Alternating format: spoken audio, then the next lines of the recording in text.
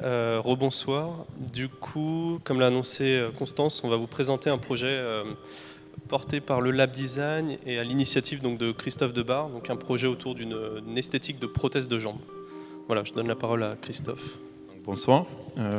Pour ceux qui ne savent pas à quoi ressemble une prothèse de jambe, ça ressemble à ça. Donc le sous-titre du projet, c'est une prothèse fonctionnelle, belle et unique. Donc là, on est juste sur l'aspect fonctionnel. Donc cette prothèse, elle me permet notamment d'aller dans l'eau. C'est pour ça qu'elle est un petit peu abîmée là. Mais ça me permet de faire de la planche à voile, du kitesurf. Mais pour l'aspect beau et unique, c'est pas tellement, c'est pas terrible quoi. C'est plutôt bizarre, on va dire. Après, ce que les prothésistes font, c'est ce genre de choses. Donc on a surtout l'impression que c'est une jambe en plastique. Donc ça sert plutôt pour cacher le handicap, essayer de ressembler à la réalité, mais comme vous pouvez le voir, on en est quand même assez loin, quoi. Donc le but de ce projet, c'est de rendre cette prothèse belle et unique. Donc là, ce qu'on voit, c'est des exemples de ce qui se fait. Mais avant ça, je vais vous raconter un peu mon histoire. En fait, je suis amputé depuis l'âge de 13 ans. Et quand je fais du sport ou des activités sportives, les gens ont un regard plutôt positif sur le handicap. C'est-à-dire qu'ils viennent me féliciter, ils sont plutôt enthousiastes. Mais quand je suis à la terrasse d'un café ou en train de marcher, je ressens plutôt des regards de pitié, on va dire. Des gens qui me plaignent un petit peu, quoi. Moi, j'ai pas tellement envie de rendre cette image. Et je pense qu'on peut faire quelque chose avec l'esthétique de la prothèse pour remédier à ça. Donc là, je suis tombé par hasard en fait il y a quelques années en fait sur ce genre de prothèse, et je me suis dit ça c'est un petit peu la solution pour transformer sa jambe, son handicap, en quelque chose de positif. Et je me suis renseigné, et ce genre d'équipement coûte environ entre 4 000 et 6 000 euros. Donc c'est totalement hors de prix. Du coup, je me suis dit, pourquoi pas me fabriquer moi-même cette chose. Et en fait, il s'avère que c'est très compliqué. Et à moi tout seul, c'est impossible de le réaliser. Donc, j'ai rencontré il y a un peu de temps le Fab Lab, qui m'a permis en fait de donner une réalité à ce projet. Et donc, on va vous parler de l'aspect technique du projet avec Thomas tout de suite. Donc le but de cette prothèse, c'est pas d'essayer de reproduire la réalité, mais de s'exprimer en fait, de changer. Un exemple commun, c'est les lunettes. Les lunettes sont faites pour corriger la vue, et en fait, on s'en sert comme un objet de mode. Pourquoi pas pour la même chose pour les prothèses. Donc le but, c'est de rendre accessible, au lieu que ça coûte 4 000 euros, on veut le rendre accessible grâce à l'open source. Et Thomas va vous expliquer un peu la partie technique. Du coup, sur la partie esthétique, alors notre travail vraiment a été de repartir de l'existant. Donc, il existe donc des prothèses fonctionnelles, comme l'a présenté Christophe. Elles remplissent très bien leur fonction, qui est d'être une prothèse. Le but pour le Lab Design était vraiment de venir habiller ces prothèses existantes. Donc nous, on n'allait pas se concentrer sur la fonction, le côté on va dire résistant, mais donc vraiment de venir habiller cette prothèse. Donc le premier travail a été donc de numériser la prothèse de jambe, donc la prothèse droite, ainsi que la jambe gauche donc de Christophe, pour pouvoir donc superposer les deux modèles donc, qui étaient maintenant numériques, donc des modèles en 3D. Parce que ce qui est important en fait dans ce projet, c'est de reproduire le volume de la jambe. C'est ça en fait qui rend l'aspect bizarre de cette prothèse, c'est qu'en fait il n'y a pas de volume. Et du coup c'est ce qu'on essaye de faire avec ce projet. Du coup, pour donner du volume, le mieux c'était donc de repartir de sa jambe, donc de la jambe gauche. Et donc sur les visuels, on voit donc vraiment il y a les lignes donc du mollet, donc des différents muscles qui apparaissent. Et donc c'est à partir de ça qu'on est venu donc dessiner, proposer des esthétiques de prothèses. Donc là, vous avez une parmi toutes les esquisses qu'on a pu faire en amont du projet. Donc le design, les premières ébauches du design, qui reprennent vraiment les lignes, on va dire les contours extérieurs des muscles. Et on est venu donc travailler en volume, donc ces deux coques qui s'entrelacent pour un petit peu donner une prothèse un peu élancée, un peu dynamique, quelque chose qui fasse moins protège, un simple protège tibia. Donc c'est pour ça qu'il y a eu vraiment un travail autour de ces deux formes qui s'entrelacent. Et ensuite, donc à gauche, il y a des premières propositions. On supposait qu'il pourrait être intéressant, voilà, d'avoir ces volumes et en plus d'avoir donc des motifs, pourquoi pas ajourés, des motifs en volume, un peu en bas-relief, pour donner un côté un peu plus esthétique, un peu plus sympa qu'une simple prothèse totalement lisse. Et voilà, aussi s'éloigner de la reproduction de la réalité, quoi, pour renforcer le côté je suis fier de ma différence et je veux pas la cacher, je veux la montrer. Voilà, l'idée c'était pas de simplement faire une prothèse qui ressemblait à de la fausse chair, des muscles ou autre, ce qui à l'heure actuelle dans tout ce qui est prothèse de bras, de main, on propose justement des faux membres. Là l'idée c'était vraiment d'utiliser, quitte à utiliser les nouvelles technologies, utiliser justement des formes, des motifs avec des nouveaux matériaux. Donc voici, là on était à l'étape 6, donc c'était une fois qu'on avait numérisé, qu'on avait dessiné les premières esquisses en papier, on a réalisé donc en volume en 3D ces différentes coques. On a pu du coup à partir de là faire des rendus d'images. Avant même d'avoir les volumes, ça nous a permis de nous rendre compte un petit peu de l'esthétique qu'on voulait obtenir, avec ce côté un petit peu ajouré qu'on avait évoqué par le dessin. On le retrouvait ici en 3D avec pourquoi pas des formes, des matières totalement pleines aussi. Et donc ensuite est venu on est toujours un peu dans cette phase aussi de recherche de motifs à appliquer sur ces coques. Parce qu'à l'heure actuelle, donc on a vraiment les deux parois et l'idée ce serait vraiment d'expérimenter sur ces coques des motifs. Pourquoi pas, donc là il y a différents types de motifs, un petit peu on va dire en bas-relief. Pourquoi pas superposer pour donner du volume, un petit, dans le style Voronoi qui est beaucoup utilisé aussi en architecture par exemple pour faire une passerelle. Donc là on s'inspire un peu de tous les univers, que ce soit architecture, même le monde des vivants, le monde du vivant, végétal pourquoi pas. Enfin, voilà. Là c'est un peu une phase expérimentale justement de ce projet. Là c'est quelques tests qui sont en cours d'impression, donc on fait des tests en impression titane. Car le projet, c'est vrai qu'il a pris une autre ampleur. On a commencé vraiment à prototyper au Fab Lab et Christophe a eu l'opportunité donc de pouvoir développer le projet au sein d'Airbus, en tout cas au niveau de l'impression 3D. Airbus, donc, qui est maintenant partenaire de ce projet, propose d'imprimer en tout cas les pièces et potentiellement les futures coques en impression titane. Donc il y a une nouvelle technologie qui est vraiment intéressante par rapport à ses caractéristiques. Technique, mécanique, de légèreté et autres.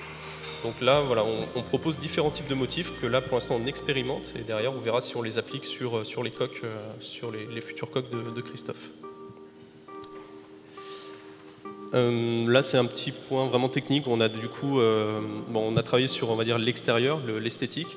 Après, on a des problématiques, bien sûr, au niveau des fixations, donc des fixations internes. Donc, comment rattacher ces coques à la prothèse existante. Donc là, c'est un petit peu tout le développement un peu du projet au niveau de ces fixations. On est encore justement avec les équipes de Airbus en réflexion autour de cette problématique. On essaye de trouver des solutions, on a quelques pistes pour débloquer cette partie. Voilà donc une fixation, d'ailleurs on a fini de l'imprimer tout à l'heure. C'est un système qui permet de maintenir ici deux parties au niveau de la prothèse. Et là ce qu'on imagine en bleu, donc ce serait des sortes de passerelles qui iraient jusqu'aux coques, qui iraient jusqu'aux coques qui sont ici. Donc voici les premières impressions des deux coques designées. Donc là, c'est vraiment juste les volumes des coques. On n'a pas de travail de motif, parce que c'est toujours en développement.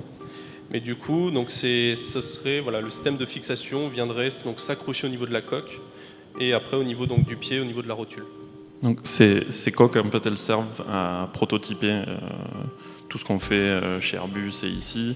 On va s'aider des prototypes en 3D pour pour développer tout le système.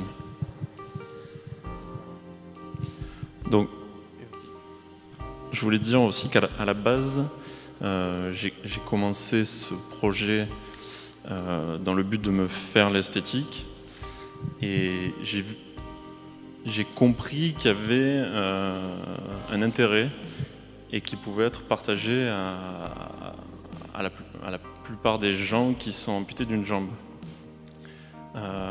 Donc on a opté pour la solution open source, ce qui permettra en fait le cœur du projet en fait c'est la fixation, et derrière les gens en open source pourront se faire l'esthétique qu'ils veulent avec des designers, où on va essayer de fournir tout ce qu'il faut pour que les designers puissent inventer de nouvelles esthétiques.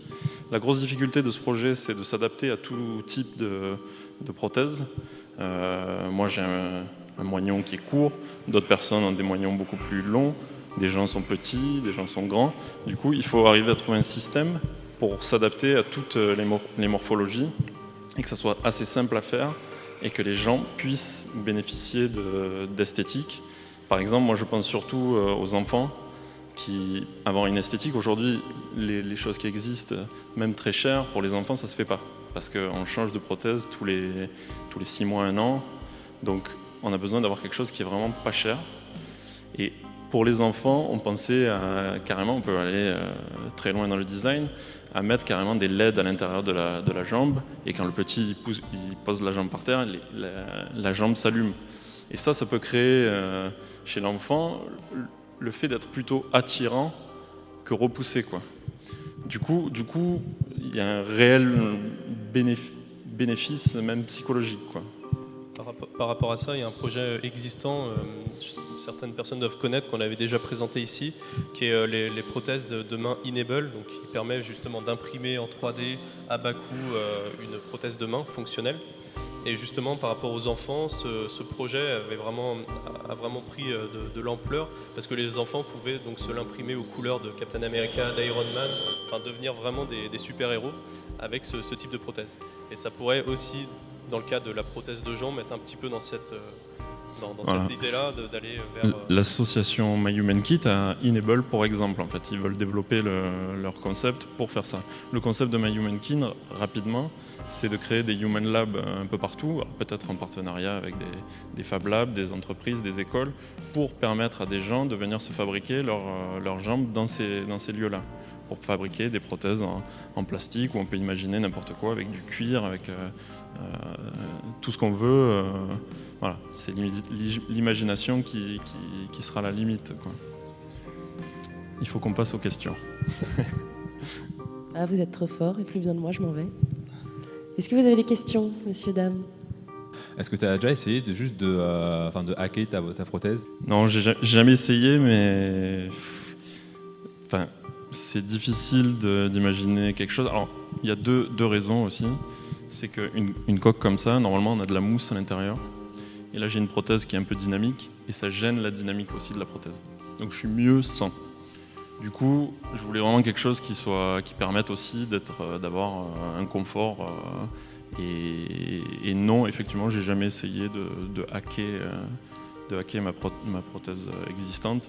Mais on voit que ça peut quand même être dur. Il existe des choses où on peut faire des imprimés dessus, simplement avec des tatouages ou ce qu'on veut. Mais on va garder quand même... l'impression 3D, on est d'accord, permet beaucoup plus de liberté. Et je pense que ce qu'on sera capable de faire permettra d'aller beaucoup plus loin que simplement avec ce que propose le prothésiste, quoi. Bonsoir. Moi déjà je suis bluffé par l'idée. Je suis à la fois bluffé en fait par le fait qu'il y ait personne qui ait eu l'idée avant. C'est ça qui est génial finalement.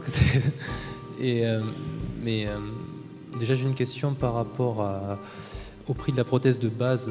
Là c'est un peu difficile à dire, c'est parce que ces prothèses-là, on va dire basiques, il y a des prothèses qui sont faites pour la course ou ces choses-là, qui ne sont pas remboursées par la sécurité sociale, mais celles-là, elles sont remboursées. Donc, en France, c'est gratuit. On a droit à un certain nombre sur 5 ans et c'est tout, quoi. Mais bon, à titre d'exemple, une prothèse avec une lame de course, c'est dans les 7 500 €. Voilà. Et bon, là, un pied comme ça doit être dans les 4 000 ou... Et voilà. Sinon, le concept n'existe pas. Il existe des choses, mais qui sont à but commerciaux, à des fins commerciales. Là, c'est vrai que c'est juste de l'open source, quoi. Et c'est ça qui est différent. Et justement, par rapport à cette idée de partenariat, d'argent, etc., d'open source, le fait d'être en partenariat avec Airbus, ça les rebute pas de parler d'open source, ces gens-là? Non, pas du tout. Non, vraiment, ils sont hyper enthousiastes. Ils trouvent que ça donne une image positive aussi, de faire quelque chose pour le handicap. C'est plutôt valorisant, quoi. Disait Christophe, Airbus, le partenariat Airbus aussi, c'est dans l'esprit, c'est pour le projet, c'est pour la prothèse de Christophe. Ils vont pas reproduire ça pour on va dire les autres projets potentiels qu'on aimerait développer. Donc là, c'est vraiment pour développer ce projet-là en particulier, mettre à disposition des machines, des compétences techniques pour le développer et après derrière voir nous comment on peut le mettre tout ça un petit peu en open source avec le réseau des Fab Labs et la communauté. Voilà, nous ce qu'on va partager c'est les plans et la méthode pour fabriquer ce projet. Donc il y a d'autres projets, un fauteuil roulant électrique à moins de 1 000 €, une main robot, des esthétiques de bras aussi, il y a toutes sortes de projets et je pense qu'on pourrait décliner à l'infini. Il faut juste avoir des idées et des gens qui sont motivés pour travailler là-dessus, quoi. On peut-